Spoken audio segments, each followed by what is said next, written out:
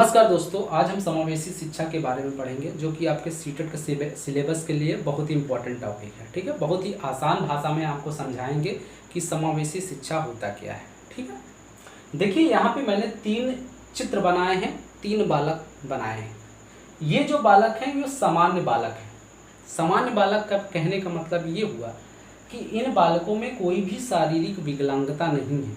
अगर किसी भी बालक में शारीरिक विकलांगता नहीं होती, यानी वो शरीर से एकदम स्वस्थ है, तो उसी को हम सामान्य बालक कहते हैं। और इधर भी मैंने 3 बालक बनाए हैं जो विशिष्ट बालक के अंतर्गत आते हैं। विशिष्ट बालक का मतलब ये हुआ कि ये जो बालक हैं, इनमें कुछ न कुछ शरीर में विकलांगता होती है।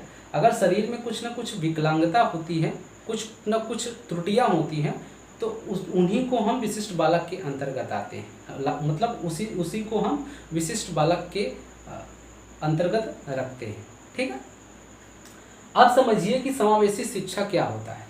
देखिए, जब सामान्य बालक और विशिष्ट बालक को एक साथ कक्ष में बैठाकर शिक्षा दिया जाता है, तो उसी को हम समावेशी शिक्षा कहते हैं। ठीक है, थोड़ा सा और आसान भाषा में समझा देते हैं कि समावेशी शिक्षा होता क्या है। देखिए, जब सामान्य बालक मतलब एकदम स्वस्थ जो बालक होते हैं, उनको भी एक साथ बैठा के, और जो विशिष्ट बालक होते हैं, यानी कि जो अंधा होता है, जो विकलांग होते हैं पैर से, जो बहरा होता है, उनको भी एक साथ बैठा के, यानी जब सामान्य बालक को और विशिष्ट बालक को एक साथ बैठाकर एक कक्षा में शिक्षा दिया जाता है, तो उसी को हम समावेशी शिक्षा कहते हैं। ठीक है, एकदम से आसान भाषा में। और आसान भाषा में, देसी भाषा में समझिएगा, व्यवहारिक भाषा में, जब एकदम अच्छे शरीर वाले बालकों को एक साथ बैठा के,